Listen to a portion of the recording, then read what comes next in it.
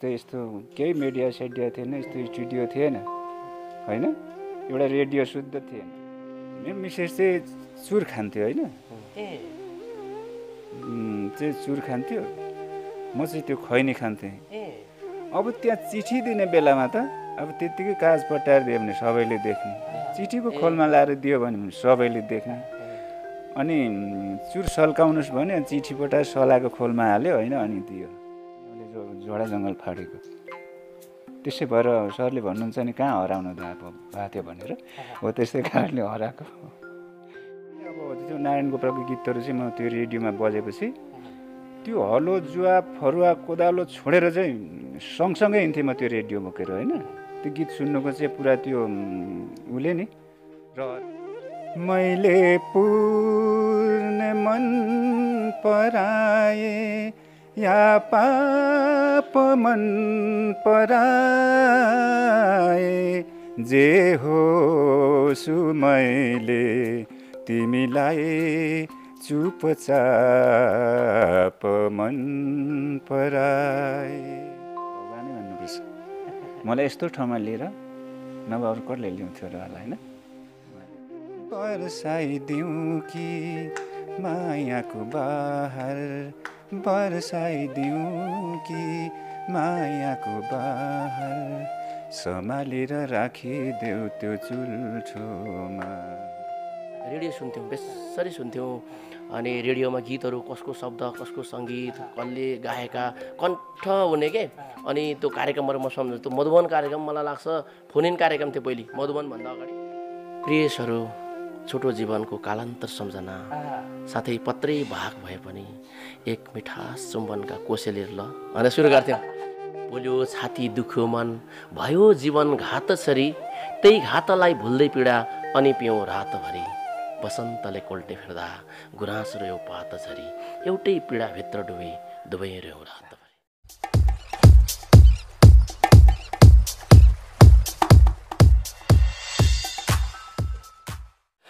यति बेला म दुईजना अतिथिहरूसँग उपस्थित भएको छु र पूर्वबाट उदाउनु भएको गायक हुनुहुन्छ अमित राई, जसलाई चाहिँ दोस्रो नारायण गोपालको दर्जा पनि दिएको छ भने उहाँसँगै हुनुहुन्छ गीतकार गोपाल चन्द्र राई। हजुर, गोपाल चन्द्र राईकै शब्द रचनामा भर्खरै एउटा गीत पनि रेकर्ड भइसकेको छ र यो गीतको कुराकानी पनि गर्नेछौँ भने उहाँको थोरै जीवन कहानीहरू पनि हामी कोट्याउनेछौँ। हजुर, यति बेला चाहिँ मेरो अतिथि द्वय अमित राई र गोपाल चन्द्र राईलाई कार्यक्रममा स्वागत गर्न चाहन्छु। अमित सर, यहाँलाई स्वागत छ। स्वागत छ। गोपाल सर, यहाँलाई स्वागत। धन्यवाद। यहाँले भर्खरै मात्रै हिजो गीत रेकर्डिङ गर्नुभएको छ, तपाईँको यो पहिलो अनुभव? हजुर, पहिलो। कस्तो रह्यो पहिलो अनुभव चाहिँ? पहिलो अनुभव एकदमै राम्रो लाग्यो हजुर, साह्रैभन्दा साह्रै राम्रो लाग्यो। तपाईँले सोचेको भन्दा फरक? यहाँले पहिलो अवसर दिनुभयो? अवसर पहिलो भन्दा अब संयोग त्यस्तै पर्यो, संयोग त्यस्तै भयो। दाइको गीत रेकर्ड गराउने इच्छा थियो, त्यो पूर्ति चाहिँ गर्नुपर्छ भनेर, त्यही हो। अब यहाँको त थुप्रै गीतहरू रेकर्डिङ भइरहेको छ र भर्खरै पनि 2-4 गीतहरू सार्वजनिक भइसकेका छन्। भर्खरै सुँगुरे माया भन्ने छ एउटा, सुँगुरे माया, त्योभन्दा अगाडि रुँदा रुँदै हाँसेको मान्छे छ, दुई मुटु एक धड्कन पनि छ, फिल्मको पनि छ, श्रापको पनि यस्तै हो वैश्यमा लगायत थुप्रै छन्। यो सुँगुरे माया भन्दा सुन्दा अनौठो लाग्छ। त्यो जापानको युनिभर्सिटीले पनि एउटा त्यो सुँगुरको बारेमा मानवशास्त्रीले एउटा रिसर्च गरेको रहेछ, त्यसलाई पोजिटिभ रूपबाट लिएको रहेछ क्या। यहाँ चाहिँ सुँगुरे भनेको चाहिँ भद्दा हुने फोहोरी हुने भन्ने समाजमा छ नि, तर त्यो होइन है। फेरि त्यो चाहिँ के छ भने सुँगुरे मायाको चाहिँ मैले कसरी परिकल्पना गरेँ भने एकदम सुँगुरे माया झट्ट भन्ने बित्तिकै चाहिँ त्यहाँ अनौठो पनि लाग्न सक्छ। हाम्रो गाउँ समाजमा गरिबी, अभाव, पछौटेपन, अशिक्षा, जनचेतनाको कमीले गर्दाखेरि धेरैजना सन्तानहरू हुने, मेरै घरको पनि 8 जना पामी, बाबाआमाको 8 जना छोराछोरी, अनि धेरैजना भइसकेपछि शिक्षा दीक्षा दिनु पनि अब खर्च नपुग्ने, त्यतिकै धेरै अभाव हुने, आय स्रोत कम हुने। त्यस्तो बेलामा चाहिँ अब छोराछोरीले आमालाई भन्छ, आमा मलाई स्कुलको फी तिर्नुपर्ने, अथवा चाहिँ मैले कपडा किन्नुपर्ने भन्छ। तेरो बाउलाई भन्न भन्ने कि। अनि बाउलाई, बाबा मलाई चाहिँ हाटमा जाँदाखेरि एक जोर कपडा स्कुलको ड्रेस लिएर आउनु पर्यो। तेरो मम्मीलाई भन्न, भनेकै पुरै चाहिँ घाँक्रा हो के तर माया चाहिँ हुने बहुत माया हुने। त्यस कारणले गर्दा त्यो सुँगुरे मायालाई चाहिँ त्यो ओडमा लगाएको यसले गर्दा चाहिँ हाम्रो गरिबी पछौटेपन अशिक्षा जनचेतनाले गर्दाखेरि समस्या छ। त्यो माया चाहिँ बेसरी हुने तर साह्रै घाँडा हो क्या रिस गरे जस्तो भरि यो शब्दलाई यो अगाडि गीतमा राखेको सम्भवतः यो गीत पहिलो होला यो सुँगुरे माया युज गरेको चाहिँ। पक्कै पनि यो शब्दले दुईवटा अर्थ बोकेको रहेछ। म यतातिर जोडिन चाहे अहिले फेरि तपाईँ आज 53 वर्ष पुग्नुभयो। 53 वर्षसम्म तपाईँ कहाँ हराउनु भएको थियो र अहिले मात्रै भर्खरै बाहिर आउनु भएको छ। यति मिठो स्वर यति राम्रो कला होइन एउटा स्वरको माधुर्यता हुन्छ नि होइन यति मिठो छ। तपाईँलाई दोस्रो नारायण गोपालकै उपमा दिएको पनि छ। कहाँ हराउनु भएको थियो कहाँ चाहिँ अल्मलिनु भएको थियो आजसम्म? म त्यतिखेरको चाहिँ परिस्थितिले साथ नदिने ठाउँमा हराएको थिएँ। अब साथै थिएन जङ्गलमा कसले साथ दिने होइन। जङ्गल काटेछ जङ्गल फाँडेछ अनि जोतखुन गरेछ। अब त्यतिखेर भनेको चाहिँ यस्तो केही मिडिया सेडिया थिएन यस्तो स्टुडियो थिएन होइन एउटा रेडियो शुद्ध थिएन। अनि त्यतिखेर चाहिँ अब हो नि हरभर उमेर यस्तो मौका त्यतिखेर भएको भए केही हुन्थ्यो गरिन्थ्यो होला होइन। तपाईँ चामलिङ राई? हजुर चामलिङ राई। के पाछ? म दिखलिपा। ए दिखलिपा भनेपछि खोटाङतिरबाटै तपाईँ तराईतिर बसेर जानुभयो? हजुर खोटाङदेखि आएर रातो माटे बस्यो। रातो माटे बसेपछि चाहिँ 5 थर फिरिम आइयो। 5 थर फिरिमदेखि 24 सालमा फेरि पेल्टीमारी आइयो होइन। पेल्टीमारीदेखि चाहिँ अनि 36 सालमा पथरी झोडा झऱ्यो। हजुर ए भनेपछि यहाँले अघि जोड्दै हुनुहुन्थ्यो जङ्गल फाड्ने भनेपछि त्यो भस्मे खोरिया फाड्दै फाड्दै बस्ती बसाउँदै जानुभएको थियो र त्यति अल्मलिनु भएको थियो? हजुर त्यही चाहिँ अल्मलिएर हराएको जस्तै भयो नि त। हराएको जस्तै हजुर। तर गीत गाउने रहर त सानैदेखि? हजुर सानैदेखि गाउनुहुन्थ्यो? गाउने। तर बाहिर आउन सक्नुभएको थियो? हजुर। अभाव गरिबी के खास अवसर के नगरे? त्यो अवसरहरू भनेको पनि नभएको अनि कुनै कुराको पनि एकदमै अभाव त्यतिखेर। अब गाडी भनेको चाहिँ 2टा बस थियो। त्यो एउटा अन्तर्राष्ट्रिय बस भन्ने एउटा आरती बस भन्ने। अब त्यो महेन्द्र राजमार्ग भनेको सानो 2टा गाडी पनि नछिर्ने। अब दमक जानु पर्थ्यो पथरीबाट। त्यही हो दमक बजार भनेको चाहिँ। हाट बजार भर्नु कि खास के को लागि जानु थियो? जङ्गलमा यता के पनि थिएन। त्यो बगडाको चामल पाइन्थ्यो त्यही चामल लिनु जानु पर्ने। भनेपछि चाहिँ तपाईँको पथरी चाहिँ त्यति बेला जङ्गल थियो? केही थिएन जङ्गल थियो त्यतिखेर। अब चाहिँ ओछ्याउने पनि निगुरेको होइन माथि छानामा निगुरेकै त्यस्तो बनाएर बसेर अनि हामीले झोडा जङ्गल फाडेको। त्यसै भएर सरले भन्नुहुन्छ नि कहाँ हराउन भएको थियो भनेर हो त्यस्तै कारणले हराएको। आज तपाईँको पुस्ताले उहाँको पुस्तासँग काम गर्नु पाउनु भएको छ अथवा सहकारी गर्नु पाउनु भएको छ। उहाँले यी कुराहरू भनिरहँदाखेरि तपाईँको मनमा के लाग्छ? यो सब तपाईँहरूको कारणले गर्दा हो। तपाईँहरू सबैलाई पत्रकार साथीहरूलाई धन्यवाद दिनुपर्छ। त्यतिखेर मिडिया थिएन। अब यति धेरै मिडियाहरू पनि थिएनन्। अब रेडियो नेपाल एकद्वार प्रणाली जस्तो थियो। रेडियो नेपालमा पत्री झोडाबाट आएर एउटा होटलमा बसेर त्यहाँ चाहिँ पास मागेर भोइस टेस्ट पहिले खुल्छ त्यो भोइस टेस्ट पास गरेर गीत एउटा रेकर्ड गराउनलाई 4-5 महिना लाग्ने अवस्था हुन्थ्यो। त्यो अवस्था अहिले छैन। अहिले त सामाजिक सञ्जालहरू छन्। आफ्नो प्रतिभा चाहिँ कस्तो भनेर जनता अहिले जनता जनार्दन जनताले के भन्नुहुन्छ भन्ने कुरासँग जोडिन्छ। त्यसो भइसकेपछि अहिले चाहिँ सबै मिडियाहरूको सहयोगले गर्दा यो ठाउँसम्म हाम्रो जुर्यो। यो पुस्ता यसो हेर्दाखेरि उहाँको पुस्ता सिनियर पुस्ता हाम्रो अलिक जुनियर पुस्ता। तर के हो भने परिस्थिति समयभन्दा अघि र भाग्यभन्दा बढी खोज्नु हुँदैन है भन्ने कुरा चाहिँ यहाँबाट प्रमाणित भयो क्या। जति पाउनु छ त्यो पाइन्छ नै नपाउने कुरा धेर बल गरेर पनि हुँदैन। यहाँको भनाइको तात्पर्य मैले यही बुझेँ। तपाईँले योभन्दा अगाडि भोइस टेस्ट गराउनु भएको थियो रेडियो नेपालतिर? छैन नगराएको। आजसम्म गर्नुभएको छैन? गरेको छैन। तर योभन्दा अगाडि क्षेत्रीय प्रसारण केन्द्र धनकुटाबाट पनि भोइस टेस्ट लिने गरिन्थ्यो। काठमाडौँ आउनु नसक्दा धनकुटाबाट पनि काम त चल्थ्यो। यो तपाईँलाई सायद थाहा थिएन कि थाहा भएको हो कि कस्तो? थाहै थिएन त्यो। थाहै थिएन। रेडियो चाहिँ सुन्नुहुन्थ्यो त्यतिखेर भस्मै खोरिया फाड्दै पनि? हजुर। जस्तै पनि एउटा त्यो सिसोको खोलाको एउटा के भन्छ त्यो सन्तोष रेडियो निस्क्यो होइन। अनि पटुवाहरू अलिअलि हुन थाल्यो त्यो रेडियो पनि निस्क्यो। त्यो रेडियो निस्केपछि अनि पटुवा बेचेर हाम्रो दाइले किन्नु भएको थियो। अनि त्यो रेडियो बजायो अनि त्यही गीत सुन्यो अनि त्यस्तै गरेर मैले सुनेर। हजुर तपाईँ पुरानो प्याटर्नतिर जति पनि नारायण गोपाल हुनुहुन्छ, बच्चु कैलाश होइन, फतेह मानराज भण्डारी, भक्तराज आचार्यहरूको गीतहरू नै बढी गाएको मैले सुनेको छु सामाजिक सञ्जालमा। यहाँको गीत त अब सामाजिक सञ्जाल यत्र त्यत्र नै भइरहेको छ, यहाँको स्वरसँग सबै चिर परिचित नै हुनुहुन्छ। सायद त्यही भएर तपाईँहरू पनि त्यही प्याटर्नतिर जानुभएको होला। हजुर मलाई त्यही प्याटर्न चाहिँ अब त्यो नारायण गोपालको गीतहरू चाहिँ म त्यो रेडियोमा बजेपछि त्यो हलो जुवा फरुवा कोदालो छोडेर चाहिँ सँगसँगै हिँड्थेँ म त्यो रेडियो बोकेर होइन।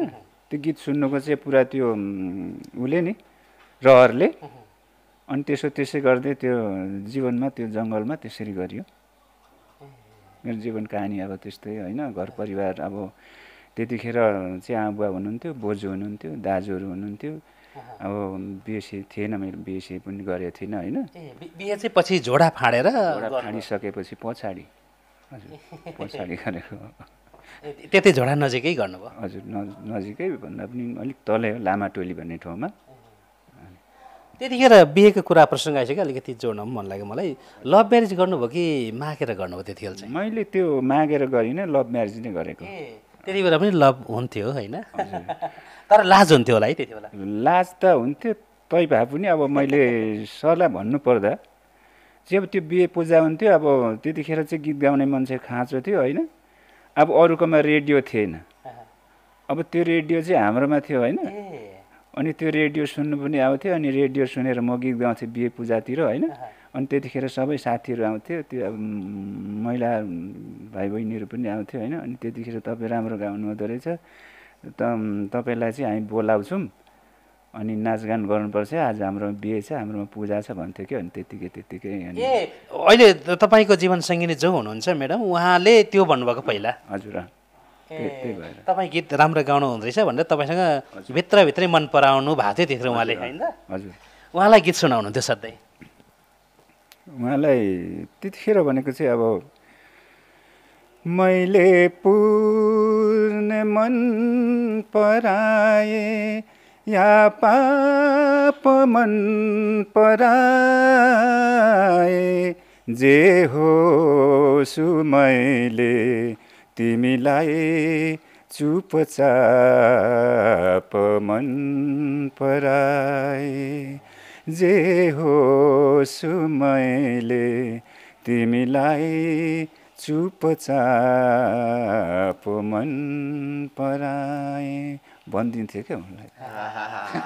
कति मिठो झन्कार, कति मिठो आवाज होइन सर, यति मिठोले त भाउजू कसो नपठाउनु। धेरै राम्रो दाइको। हजुर त्यति बेला यो गीत गाउनुभयो, उहाँ एक हिसाबले नजिक हुनुभयो अथवा तपाईँसँग पट्टिनु भयो? प्रपोज चाहिँ कसले राख्नुभएको थियो हजुरहरू, उहाँले कि तपाईँले राख्नुभएको थियो? अलिकति यो प्रसङ्ग आइहाल्यो, थोरै कोट्याउनु मन लाग्यो मलाई त्यही बेला। हुन्छ त्यो भनेको चाहिँ उहाँबाट पनि हो, मबाट पनि कटियो त्यो कुरा। दुवैजनाले मन पराउनु भयो। हजुर अनि चिठी लेख्ने कुराहरू भयो।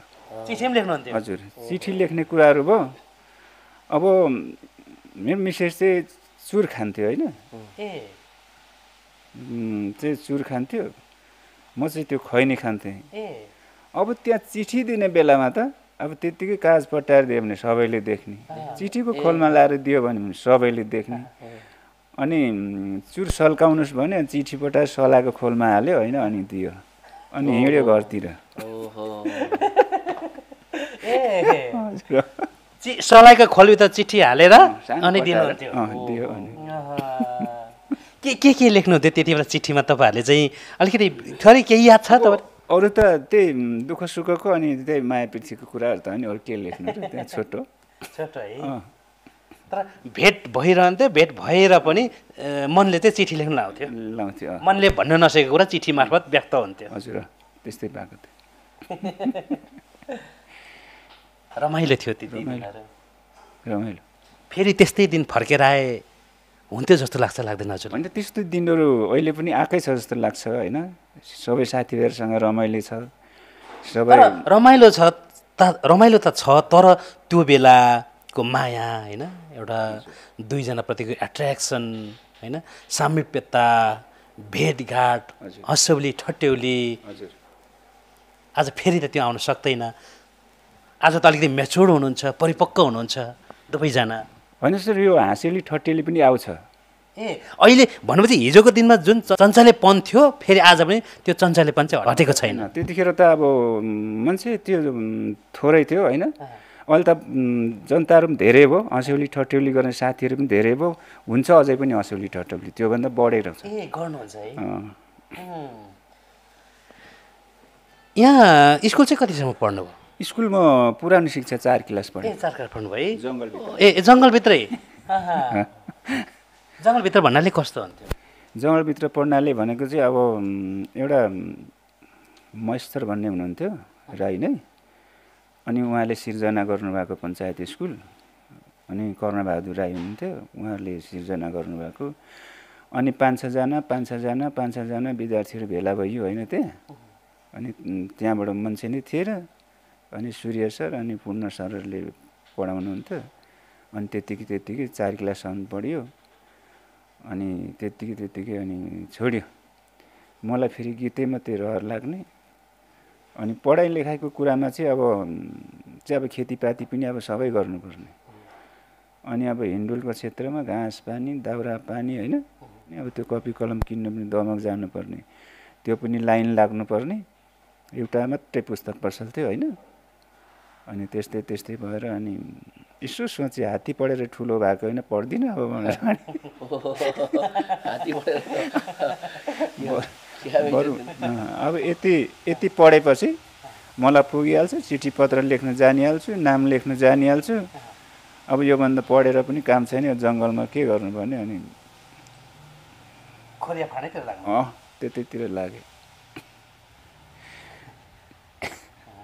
जस्तै गोपाल सर नि कुराहरू गरिरहँदाखेरि तपाईँलाई पनि कता लाग्यो होला, तपाईँको बाल्यकालतिर फर्के जस्तो पनि लाग्छ होला, याद आउँछ त्यस्तो हजुरलाई पनि? धेरै याद आउँछ नि। अब त्यतिखेर जिन्दगीमा यदि भगवान् छ भने यो संसारमा फुत्रै उत्रेर त्यसले के माग्छस् भने म पनि बाल्यपनै माग्छु त्यति बेलाको। तर यहाँको पनि आरोह अवरोह जिन्दगीको विभिन्न सङ्घर्षहरूको कुरामा त याद आउँछ होला? धेरै याद आउँछ नि। हामी त्यही गाउँको हो, दाइ जसरी चाहिँ 5 स्तरबाट बरु समयमा गाडी हेर्नु पाउनु भयो, हामीले त एसएलसी पास गरेपछि मात्रै गाडी हेऱ्यौँ। अब टेलिभिजनहरू त धेरै पछिको कुरा थियो, किनभने त्यो गाउँघरमा हुँदैन।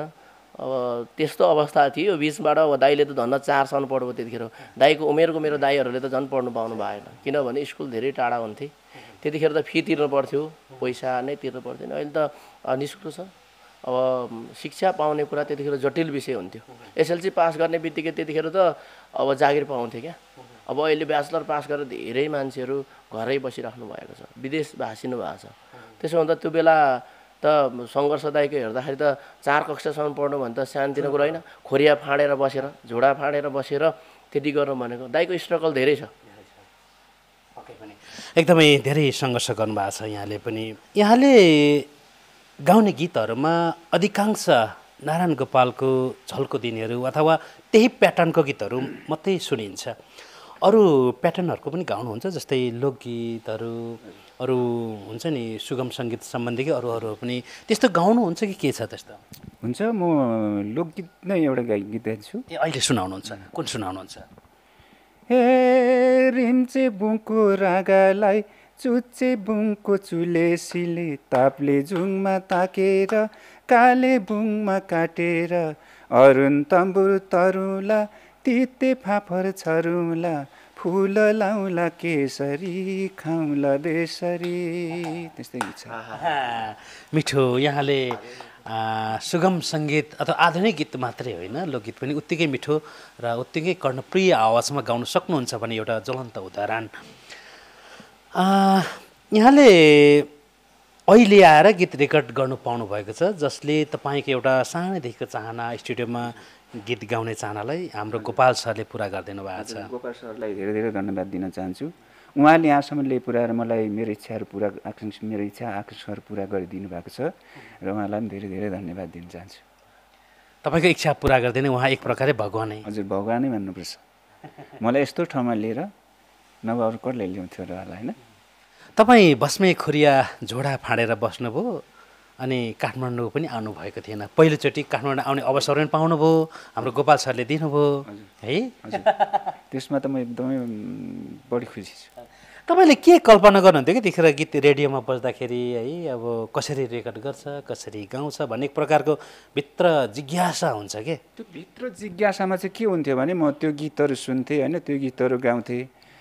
अब चाहिँ अब बाहिर फेरको कुरा भएन। अब पुरै म गीतै मात्रै सिक्छु, गाउँघरमा चाहिँ अनि सबैलाई सुनाउँछु भन्थेँ क्या, मेरो जिज्ञासा नि त्यो।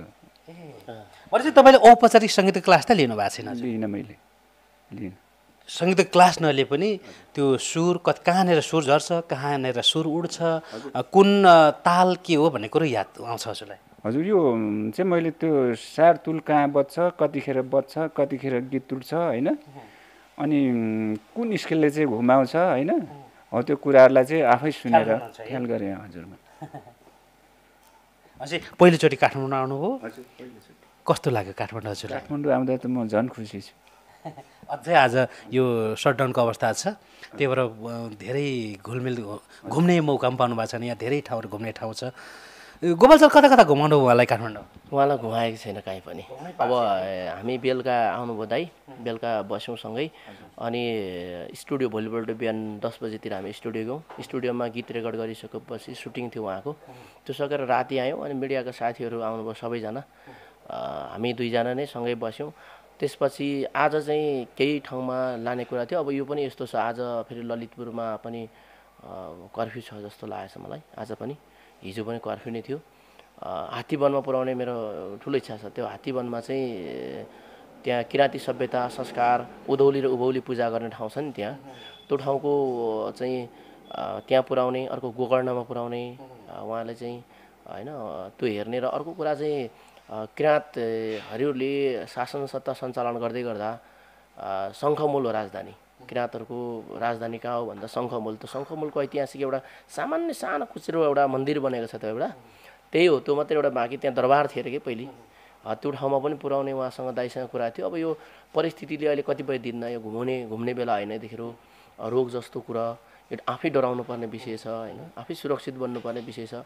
सरकारले यस्तो जारी गर्यो भनेर सरकारको विरुद्धमा उत्रिनु भन्दा मेरो स्वास्थ्य के ठिक छ कि छैन, म स्वास्थ्य ठिक बनाउने कि नबनाउने भन्ने कुरासँग जोडेको हुँदा सम्भवतः त्यति धेरै ठाउँमा चाहिँ गइँदैन होला। अब समय मिल्यो भने हामी जान्छौँ, किनभने यो दाइलाई चाहिँ घुमाउनु, अब यो अलिकति फुर्सद भइसकेपछि फेरि ल्याउने कुरा छ।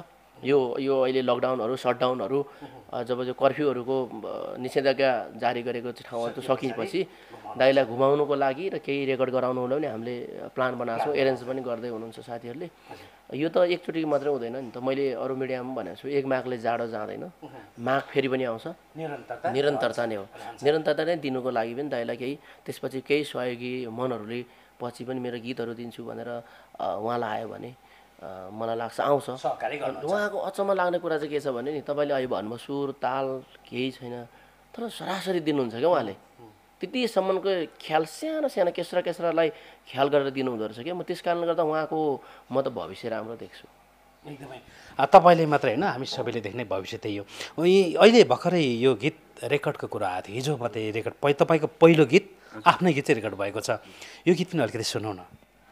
फुलै फुलको सौगा तिमीलाई सम्हालेर सिउरी देऊ त्यो चुल्ठोमा, स्वीकारेर सिउरी देऊ त्यो चुल्ठोमा, बर्साइदिउँ कि मायाको बहार, बर्साइदिउँ कि मायाको बहार, सम्हालेर राखिदेऊ त्यो चुल्ठोमा, सम्हालेर राखिदेऊ त्यो चुल्ठोमा।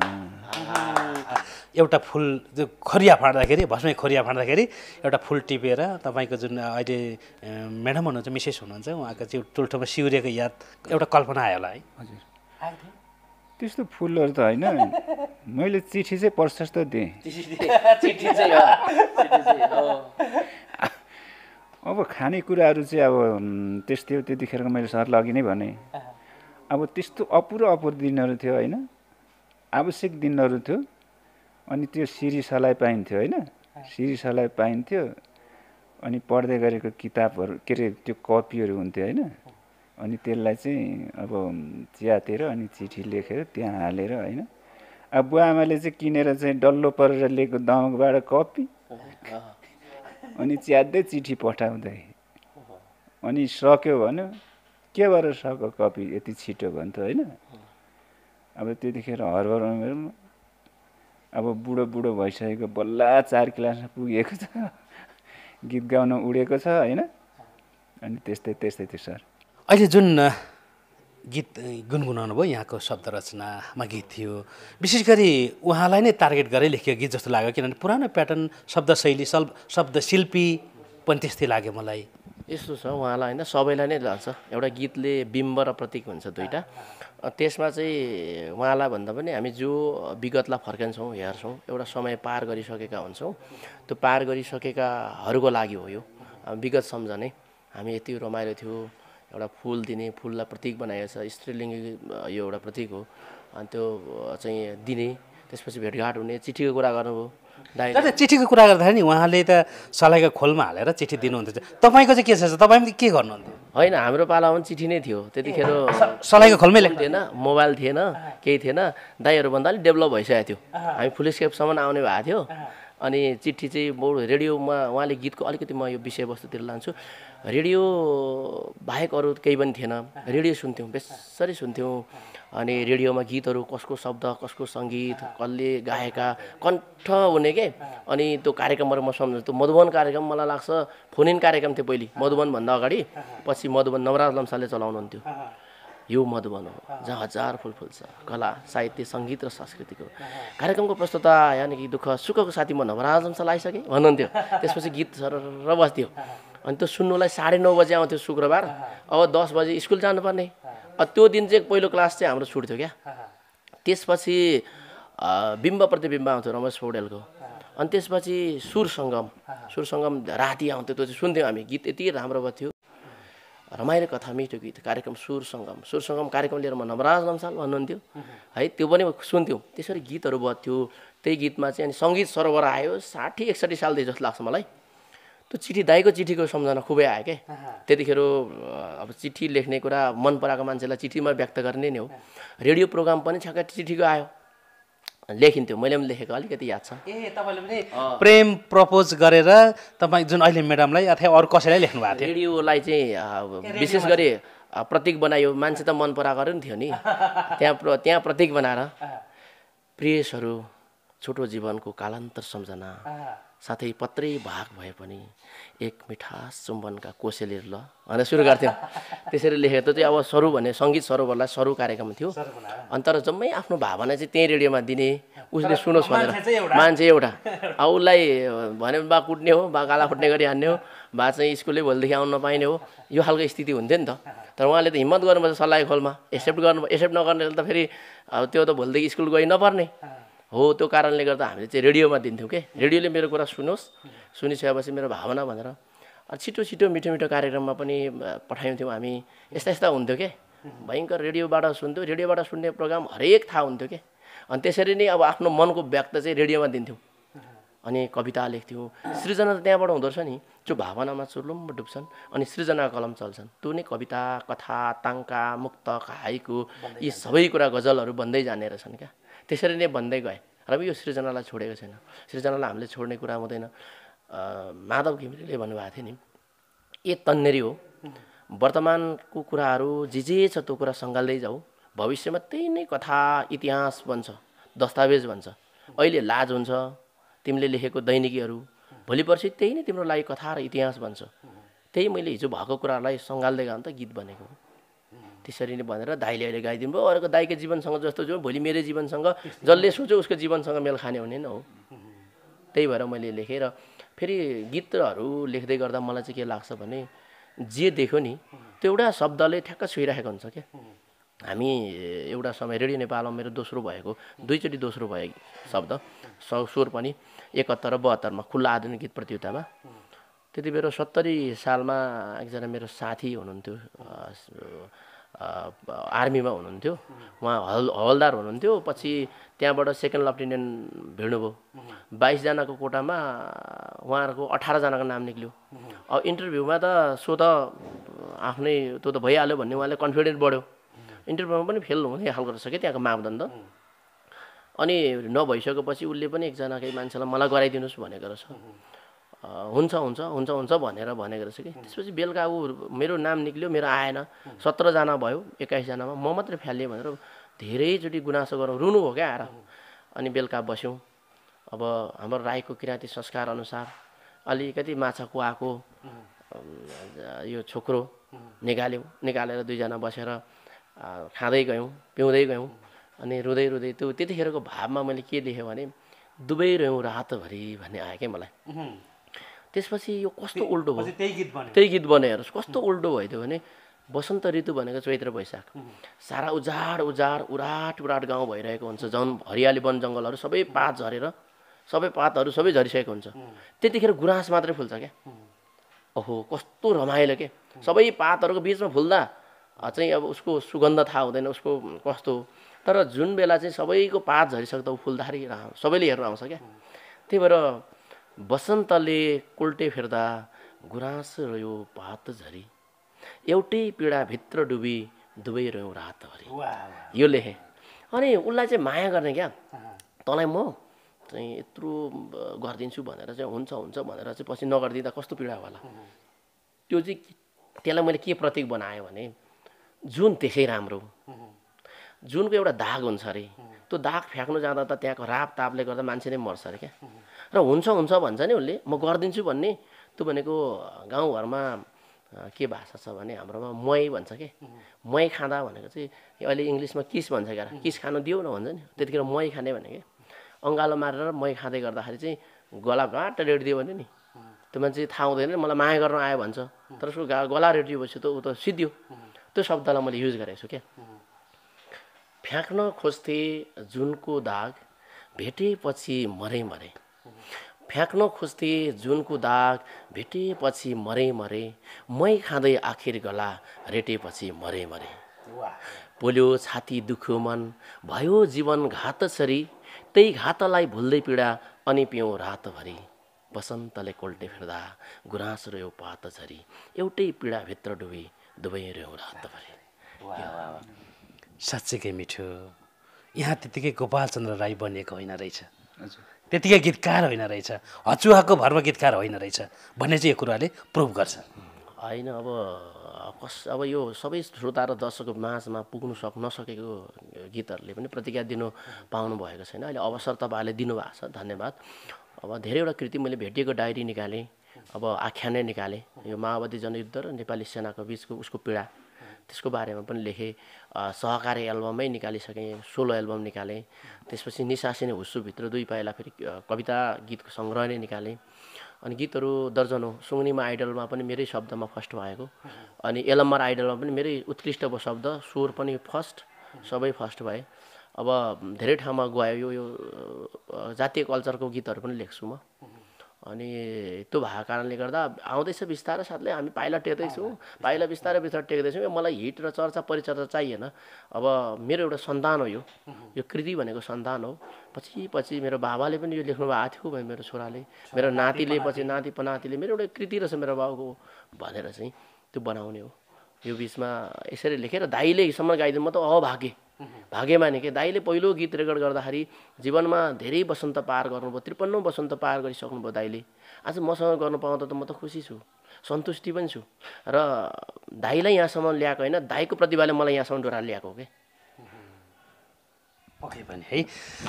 यहाँको कुरा सुनिरहँदाखेरि उत्तिकै घत लाग्दो छ। र यता हाम्रो अमित सरको कुरा त झनै घत लाग्दो होइन। उहाँ लुकेको प्रतिभा आज यसरी यो ठाउँमा आइपुग्नु भएको छ र लाखौँ करोडौँ दर्शकहरूले चिने मौका पाउनु भएको छ। हामी धेरै कुराकानी गर्दैनौँ आज। यसरी कुरा गर्दै जाँदाखेरि तपाईँ जिन्दगीको पाना पल्टाउँदै जाने हो भने होइन, उपन्यास बन्ला, एउटा फिल्मै बन्ला होइन, रात जाला दिन जाला नसकिएला। तर हामी फेरि अर्को बसाइमा भलाकुसारी गर्छौँ।